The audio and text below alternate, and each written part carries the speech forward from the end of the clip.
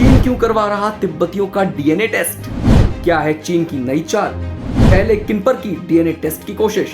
चीन तिब्बत पर किस किस तरह के अत्याचार करता है ये किसी से भी छुपा नहीं है। अब एक ताजा मामला सामने आया है जो वाकई परेशान करने वाला है। एक न्यूज एजेंसी की रिपोर्ट के मुताबिक चीन ने तिब्बतियों के खिलाफ एक नई चाल चलते हुए अब उनका डीएनए टेस्ट करवाना शुरू कर दिया। जी हाँ, दरअसल वो बड़े पैमाने पर डीएनए टेस्ट करवा बायोलॉजिकल डेटाबेस तैयार करवाना चाह रहा है और ऐसा करने के पीछे उसके इरादे हरगिज नेक तो नहीं। ह्यूमन राइट्स वॉच की रिपोर्ट के मुताबिक तिब्बती स्वास्थ्य क्षेत्र यानी TAR के कस्बों और गांव वालों से मनमाने ढंग से डीएनए सैंपल लिए जा रहे हैं। चीन ने ऐसा ही कुछ पूर्वी तुर्किस्तान और दक्षिणी मंगोलिया में भी करने की कोशिश कुछ समय पहले ही की थी। तिब्बत के 14 अलग अलग इलाकों में लोगों से डीएनए सैंपल लिए जाने की पुष्टि हुई है। इससे पता चलता है कि चीन कितने बड़े पैमाने पर यह काम कर रहा है। चीन ने क्राइम के मामलों की पड़ताल के लिए इसी तरह की डेटा सैंपलिंग बाकी देशों में भी की है, जहां 10% पुरुषों के डीएनए सैंपल लिए गए।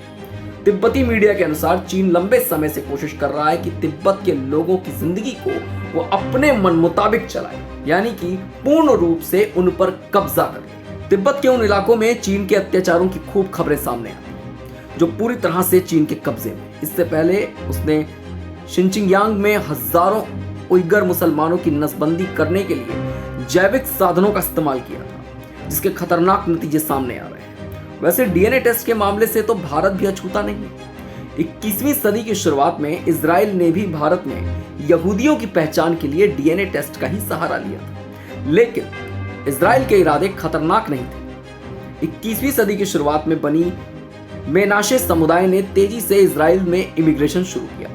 उस दौरान कई इजरायली रिसर्चर्स ने भारत में रह रहे यहूदियों और इमिग्रेशन चाहने वालों का डीएनए टेस्ट करना शुरू कर दिया था।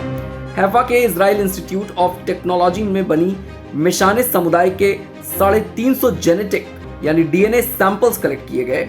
रिसर्च में इस बात के सबूत नहीं मिले कि इस समूह का उद्गम मध्य पूर्व में हुआ था। 2004 में कोलकाता के सेंट्रल फॉरेंसिक साइंस लैबोरेटरी में एक भारतीय स्टडी में यह पता चला कि इस समुदाय की कुछ महिलाओं का डीएनए मिडिल ईस्ट में रहने वालों से मिलता है।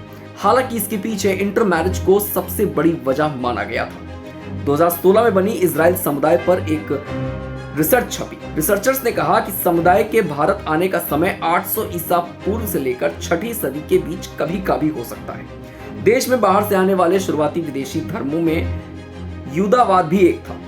भारत में यह समुदाय अति अल्पसंख्यक है और प्राचीन काल से यहाँ रहता आया है। यहूदी भारत में कब आए, इसे लेकर अलग अलग दावे हैं। कोचीन के यहूदी भारत के सबसे पुराने यहूदी समझे और माने जाते हैं। कुछ भारतीय यहूदी कहते हैं कि उनके पूर्वज यूदा प्रदेश के समय भारत में आए थे। ऐसी और भी खबरों के लिए जुड़े रहिए हमारे साथ और देखते रहिए वन इंडिया हिंदी।